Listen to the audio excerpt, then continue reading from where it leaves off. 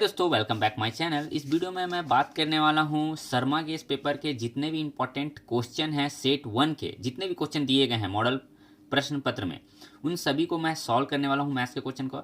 यदि आपको इनमें से कोई भी क्वेश्चन में प्रॉब्लम है तो आप कमेंट बॉक्स में कमेंट कर सकते हैं और मैं इन सभी क्वेश्चन को सॉल्व करने वाला हूँ। और आपका जो भी सजेशन होगा, यदि आप मैथ्स में जो भी क्वेश्चन आप सीखना चाहते हैं, कोई भी चैप्टर सीखना चाहते हैं, कोई भी एक्सरसाइज बनाना चाहते हैं, तो आप कमेंट बॉक्स में आराम से कमेंट कीजिए और मैं उन कमेंट को पढ़ के ज़रूर आपके उस वीडियो को बनाऊंगा, उस चैप्टर के या उस एक्सरसाइज का जो भी होगा। तो चलिए देखते हैं। यहाँ पर सबसे पहला क्वेश्चन दिया गया है सेट 1 का। मैं क्वेश्चन को मॉडल प्रश्न पत्र को सॉल्व करने वाला हूँ। तो यहाँ पर सबसे पहला नंबर क्वेश्चन दिया गया है, 1 नंबर में दिया गया है। फर्स्ट क्वेश्चन को सॉल्व करूंगा। यहाँ दिया है 120 को अभाज्य गुणनखंडों के गुणनफल के रूप में लिखा जा सकता है। ये 4 ऑप्शन दिया गया है, गुणनखंडों को गुणनफल के रूप में लिखा जा सकता है। तो देखिए क्या होता है, 120 है, 120 का आपको एलसीएम लेना है, ठीक है, फैक्टराइज करना है। 2 का पहाड़ा से 60 बार में, 2 का पहाड़ा से 30 बार में ये कटेगा, 2 का पहाड़ा में 15 बार में कटेगा, और 5 का पहाड़ा से 5 3 15, क्या आएगा 2 2 2, मतलब 2 इंटू 2 इंटू 2 एंड 3 एक बचा और एक 5 बचा। क्लियर है। तो इस तरह से आपको गुणनखंड जो दिख रहा है गुणनफल के रूप में लिखने के लिए बोल रहा है, आपको इस तरह से ऑप्शन कहीं दिखाई दे रहा है जिसमें 3 2 है, 1 2 3, और एक 3 है और एक 5 है। तो यहाँ ऑप्शन में देखिए 3 जो 2 है यहाँ पे दे रहा है, एक 3 यहाँ पे, एक 5 यहाँ पे, तो इसलिए राइट आंसर क्या हो जाएगा, ऑप्शन 1। क्लियर है। तो जब भी आपको अभाज्य गुणनखंड बोले निकालने के लिए, तो जो भी नंबर दिया रहेगा उसको आप फैक्टराइज कीजिए एलसीएम लेके, और वो जो नंबर है उसको इस तरह से लिख दीजिए, छोटे नंबर से असेंडिंग ऑर्डर में अरेंज कीजिए। जैसे 2 सबसे छोटा था इसलिए मैंने 2 को पहले लिखा, फिर उसके बाद 3 आता है तो 3 को लिखा, फिर 5 आता है लास्ट में, इसलिए नंबर जो बड़ा होगा उसको लास्ट में रखेंगे और उसमें से देखेंगे कि कौन सा ऑप्शन सही है। और यहाँ पे हमारा ऑप्शन 1 क्वेश्चन का ऑप्शन 1 ही आंसर सही था। क्लियर है। सेकेंड नंबर क्वेश्चन पे चलते हैं। सेकेंड नंबर क्वेश्चन क्या बोल रहा है, 306 तथा 657 का महत्तम समापवर्तय 9 दिया है, तो 306 तथा 657 का लघुत्तम सर्वोत्तक समवर्तक क्या होगा। तो देखिए यहाँ पर बोल रहा है हमारा HCF दिया हुआ है, किसका, 306 एंड 657 का हमारा क्या दिया हुआ है, HCF जो है वो 9 दिया गया है, महत्तम मतलब HCF, ठीक है। और हमारा बोल रहा है LCM निकालने के लिए, ठीक है, क्या बोल रहा है, LCM निकालने के लिए। तो देखिए LCM का एक फार्मूला होता है, ठीक है। जब भी आपको कोई भी नंबर दिया हो और पहले तो आपको HCF पता होगा तब LCM आप निकाल सकते हैं, ठीक है।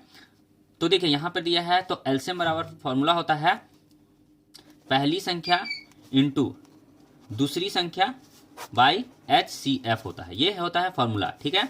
तो आपको देखिए पहली संख्या क्या था, 306, तो यहाँ लिख देते हैं 306।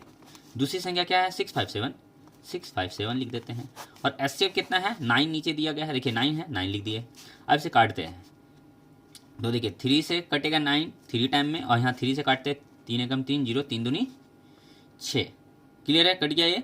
अब इसे फिर से 3 से काटते हैं, देखिए 3 3 9 और 3 चौके 12, 34 बार में कटेगा। तो यहाँ में देखिए 34 और 657 का हम मल्टीप्लाई कर लेते हैं। तो देखिए 657 का और 34 है, सो मल्टीप्लाई करते हैं, ठीक है। 7 6 28 हासिल 2, 5 2 हासिल 2, ठीक है, 6 चौके 24 2 26, और इसे 7 1 हासिल 2, 5 15 17 हासिल 1, 6 18 1 19, 8 3 13 हासिल 1 10 2 12 हासिल 1 2, कितना 2 2 3 3 8 आया, ठीक है।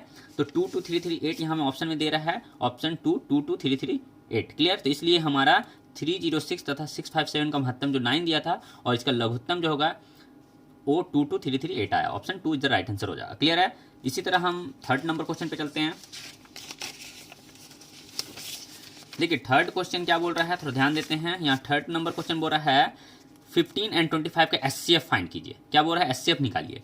तो देखिए 15 दे रहा है और 25 दे रहा है, उसको HCF निकालना है। तो HCF निकालने के लिए क्या करते हैं, तो ध्यान दीजिए, जो भी 2 नंबर दिया रहेगा उसको क्या करेंगे, हमारा ऐसे लिखेंगे, ठीक है। एक बार 15 लिखे, एक बार 25 लिखे, ठीक है।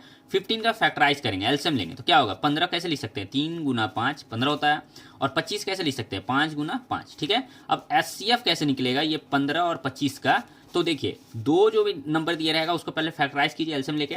अब उसके बाद देखिए इसमें जो कॉमन है, जो इसमें मिल रहा है, दोनों नंबर के लिए जो फैक्टर मिल रहा है, गुणनफल में जो निकल रहा है, दोनों में मिल रहा है। देखिए क्या मिल रहा है, इसमें 5 है, इसमें भी 5 है, दोनों में 5 मिला, और इसमें यहाँ 5 है लेकिन ऊपर 5 नहीं है, ऊपर 3 है लेकिन नीचे 3 नहीं है, तो इसलिए हमारा कुछ भी कॉमन नहीं निकला, ये 2 5 निकला, तो ये दोनों 5 में से एक 5 को यहाँ लिख दीजिए, तो ये आपका SCF फाइंड हो जाता है। क्लियर है, ये SCF निकालने का तरीका है। तो ये आपका SCF निकल गया कैसे, फिर से जो भी 15 दिया है उसको लिख दिए, इसको फैक्टराइज किए, 25 का था उसको भी फैक्टराइज किए, उसमें जो कॉमन निकला नंबर वो आपका SCF हो जाएगा। यहाँ 5 है तो ऑप्शन हमारा देखते हैं 5 है कहाँ पे, तो ऑप्शन 1 में है, तो राइट आंसर क्या हो जाएगा ऑप्शन 1। 3 का क्या हो जाएगा, फर्स्ट नंबर आंसर हो जाएगा। क्लियर है। 4th नंबर पे चलते हैं। देखिए, एक प्राकृतिक संख्या का अभाज्य गुणनखंड उसके गुणनखंडों के क्रम को छोड़ते हुए डैश होता है। तो देखिए, ये याद रखने वाली चीज है, ये अद्वितीय होता है। ठीक है, एक प्राकृतिक संख्या का अभाज्य गुणनखंड उसके गुणनखंडों के क्रम को छोड़ते हुए जो होगा ना नंबर, वो अद्वितीय होगा। ठीक है, तो इसलिए राइट आंसर इसका 2 हो जा रहा है। 5th नंबर क्वेश्चन पे चलते हैं। द्विघातीय बहुपद होगा जिसके शून्यकों का योग √2 है और गुणनफल 1/3 है। तो देखिए, बहुपद है, द्विघात बहुपद है जिसका शून्यक और गुणनफल दिया हुआ है। तो देखिए, योग और गुणनफल जब देता है तो देखिए इस तरह का क्वेश्चन को ऐसे सॉल्व किया जाता है। ठीक है, यहाँ देखिए योग बोल रहा है, योग मतलब प्लस, और गुणनफल मतलब गुणनखंड। ठीक है, गुणनफल मतलब गुना। ठीक है, तो याद रखिए गुणनफल बुलाता है, योग जो होगा अल्फा प्लस बीटा को बुलाता है, और गुणनखंड जो होगा या गुणनफल जो होगा अल्फा इंटू बीटा को लिखा जाता है। ठीक है, यहाँ जो क्वेश्चन दिया गया है हमारा कितना नंबर, 5 नंबर का, तो ध्यान दीजिए 5 नंबर क्वेश्चन में बोल रहा है ना, द्विघात बहुपद हो गए जिसके शून्यकों का योग दिया है, तो योग मतलब प्लस, और याद रखें गुणनफल गुना, याद रख लीजिएगा। ठीक है, यहाँ हमें योग जो दिया हुआ है ये दिया है √2, तो यहाँ लिख देते हैं हमारा √2। ठीक है, और यहाँ गुणनफल दिया है 1/3, तो यहाँ पे दे देते हैं 1/3। ठीक है, अल्फा प्लस बीटा योग होगा अल्फा इंटू बीटा, तो वो गुणनफल होगा, याद रखना है। गुणनफल दिया है 1/3, यहाँ 1/3, योग जो दिया है √2 दिया। ठीक है, इसका एक फॉर्मूला छोटा सा याद रख लीजिए।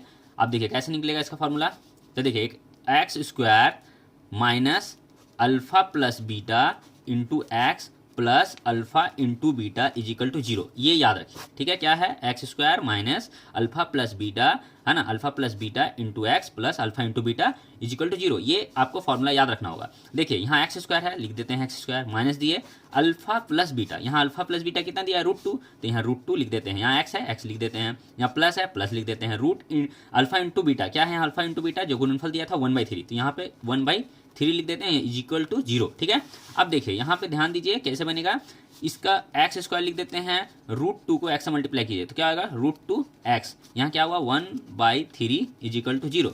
इसका नीचे 1 छिपा है, इसका नीचे भी 1 छिपा रहता है, तो देखिए इसका एलसीएम लेते हैं। ठीक है, 1 1 3 का एलसीएम लेंगे क्या आएगा, 3 आएगा। 1 को 3 से डिवाइड करेंगे कितना आएगा 3, 3 को x से मल्टीप्लाई करेंगे क्या आएगा 3x² माइनस 1 को 3 से डिवाइड करेंगे तो 3 आएगा, और जो भी ऊपर नंबर उससे मल्टीप्लाई करेंगे तो क्या आएगा 3√2 x हो गया, प्लस 3 को 3 से डिवाइड किए 1 आया, 1 को 1 से मल्टीप्लाई किया 1 इजिकल टू 0। इसके नीचे भी 1 छिपा रहता है ना, क्रॉस मल्टीप्लाई करेंगे क्या होगा, ये 0 जो होगा 3 से मल्टीप्लाई होगा तो क्या हो जाएगा 0, और ऊपर जो नंबर बचेगा 3x² 3√2 इंटू एक्स प्लस 1, ये इसका राइट आंसर होना चाहिए। ठीक है, तो इसमें चारों ऑप्शन में देखते हैं क्या है, 5th का हमारा आंसर किससे मिल रहा है। तो देखिए यहाँ पे हमारा दिया है 3x² माइनस 3√2x, तो यहाँ दिए 3x² माइनस 3√2x प्लस 1, ये ऑप्शन 2 देखिए राइट आंसर हो जा रहा है, 3x² माइनस 3√2x प्लस 1। ठीक है, इसीलिए option 2 is the right answer. आप ऐसे देख के नहीं बता सकते, आपको सॉल्व करना ही पड़ेगा, तभी आप उसमें से आंसर निकाल पाएंगे। ठीक है, अब हम 6 नंबर क्वेश्चन पे चलते हैं। देखिए 6 नंबर क्वेश्चन क्या बोल रहा है, ध्यान दीजिए। 6 नंबर क्वेश्चन क्या बोल रहा है, ध्यान दीजिए। यहाँ पे 6, यदि ax² plus bx plus c इजिकल शून्यक अल्फा बीटा हो तो अल्फा प्लस बीटा का मान क्या होगा। देखिए अल्फा प्लस बीटा का एक वैल्यू होता है, क्या होता है याद रखना है आपको, -b/a होता है, इसलिए इसका डायरेक्ट आंसर होगा, याद रखना क्या है, अल्फा प्लस बीटा का आंसर डायरेक्ट होगा -b/a। क्लियर है, option 1 is the right answer हो जाएगा। नेक्स्ट 7 नंबर क्वेश्चन पे चलते हैं।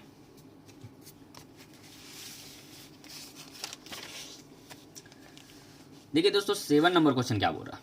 ठीक है, अब यहाँ 7 नंबर क्वेश्चन में बोला जा रहा है, 7 नंबर क्वेश्चन बोल रहा है किसी बहुपद px के लिए ग्राफ आकृति में दिया गया है, बहुपद के शून्यकों की संख्या क्या होगी। तो देखिए px के लिए बोल रहा है, ठीक है ना, तो बहुपद x मतलब x के लिए बोल रहा है, याद रखना है। तो x लाइन कौन सा है यहाँ, इसको बोलते हैं हम लोग x लाइन, इसको बोलते हैं हम लोग y लाइन। तो देखिए ये जो लाइन खींचा गया है ना, ये x को टच करके जाएगा तो वो उसका मतलब वैल्यू कहलाता है। यदि बहुपद के शून्यक की संख्या ज्ञात संख्या कैसे निकाला जाता है, तो ध्यान देने का बात ये है, देखिए इसको बोलते हैं हम लोग x, इसको बोलते हैं हम लोग y। ठीक है, ये x डैश हो गया, ये x हो गया, ये y हो गया, y डैश हो गया, यहाँ बीच में 0 हो गया। यदि आपका ए लाइन ऐसे क्रॉस करता है एक्स को एक पॉइंट पर, तो उसको बोलते हैं हम लोग शून्य का जो बोला वैल्यू निकालने के लिए संख्या, एक आंसर 1 आएगा। लेकिन जब ये ऐसे टच कर जाएगा तो दो जगह पे एक्स को टच कर रहा है, यहाँ पे और यहाँ पे, तो इसका आंसर हो जाएगा 2। क्लियर है। और यदि फिर ऐसे रिटर्न होगा, यहाँ पे टच कर दिया तो ऑप्शन क्या हो जाएगा 1 2 3। लेकिन इस ग्राफ में देखिए यहाँ पर एक्स जो है एक बार भी टच नहीं कर रहा है, ठीक है ना। इसमें क्या हो रहा है, एक बार भी टच नहीं कर रहा है, ये तो ऊपर से क्रॉस हो जा रहा है, ठीक है। एक्स को तो टच कर नहीं रहा है, इसलिए इसका आंसर शून्य होगा, मतलब शून्य होगा, 0 है ना। इसलिए इसका आंसर 0 होगा, इसलिए यहाँ दिया हुआ है 1 0, ठीक है। 1 का ऑप्शन क्या होगा 0, 7 का आंसर होगा 0, option 1 is the right answer हो जाएगा। क्लियर है। अब हम लोग चलते हैं 8 नंबर में, ठीक है। देखिए दोस्तों 8 नंबर क्वेश्चन पे चलते हैं।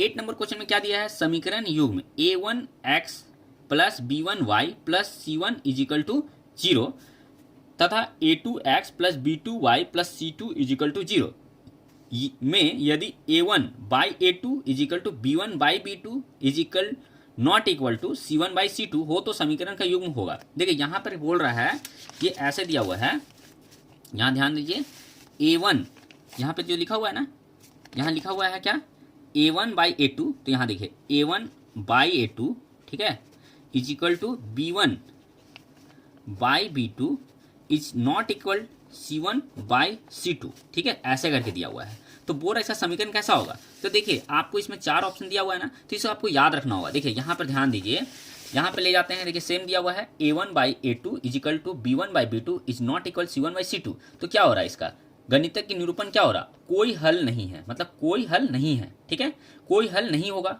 तो यहाँ पर इसका इसी तरह से इस क्वेश्चन पे देखिए 8 नंबर में यहाँ पे दिया गया है कोई हल नहीं होगा, कोई हल नहीं होगा। तो इसका राइट आंसर क्या होना चाहिए, हमारा 3 होना चाहिए ऑप्शन, इसलिए यहाँ पे आंसर 3 है।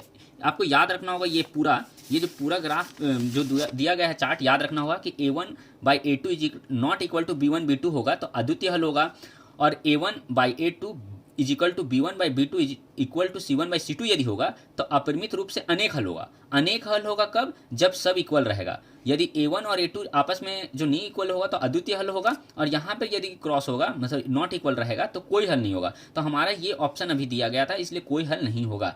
इस तरह आपको ये याद रखना होगा, ठीक है। तो हमारा 8 नंबर क्वेश्चन भी समझ आ गया कैसे होगा, ठीक है।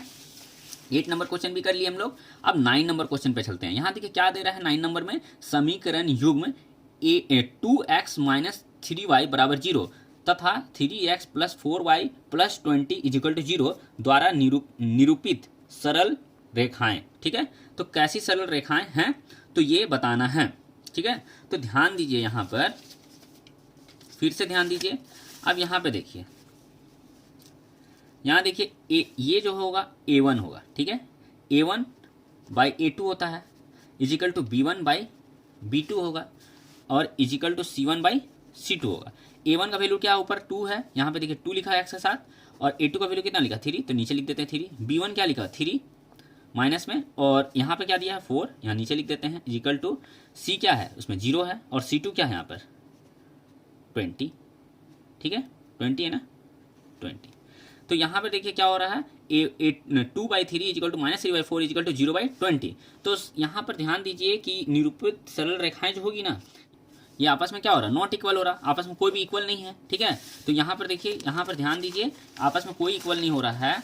तो यहाँ पर भी ध्यान दीजिए a1 बाई a2 और b1 बाई b2 कोई भी इक्वल नहीं हो रहा है। तो इसका क्या है यहाँ पर क्या बोल रहा है, प्रतिच्छेद करती हुई रेखाएं जो होगी, प्रतिच्छेद करती हुई रेखाएं होगी, ठीक है। तो यहाँ पर आंसर देखिए, यहाँ पर देखिए, यहाँ पर प्रतिच्छेद करती है, प्रतिच्छेद करती है यहाँ पे लिखा है, यहाँ पे भी क्या लिखा हुआ है, यहाँ पर प्रतिच्छेद करती हुई, मतलब प्रतिच्छेद करती हुई है, यहाँ प्रतिच्छेद करती हुई। तो ऑप्शन क्या हो रहा है यहाँ पर, कोई भी जब a1, यहाँ पे ध्यान दीजिए a1 by a2 not equal to b1 by b2 and c1 by c2 रहेगा, तो उसका होगा क्या ऑप्शन, प्रतिच्छेद करती है। तो इसलिए यहाँ पर चारों ऑप्शन में प्रतिच्छेद करती हुई लिखा हुआ है, ठीक है। आपको ध्यान देना होगा, तो आपको याद रखना होगा, ये जितना भी दिया हुआ है ना ये वाला, ये आपको याद रखना होगा, ठीक है।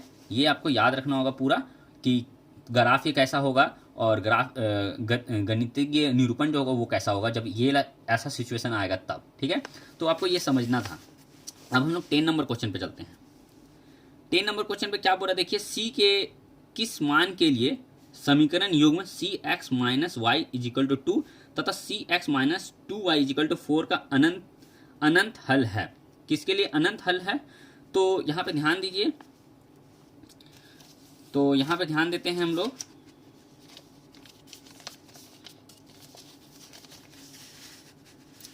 यहाँ पर c के लिए मान निकालने के लिए बोल रहा है।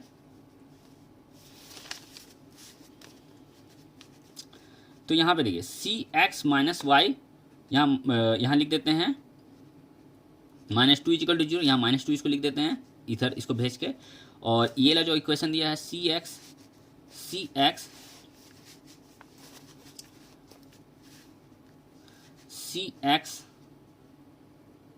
-2y -4 is equal to 0। तो यहाँ c/6 इजिकल टू -1/-2, ठीक है, माइनस माइनस कैंसिल हो गया। तो देखिए क्या हो जाएगा, यहाँ पर ध्यान दीजिए,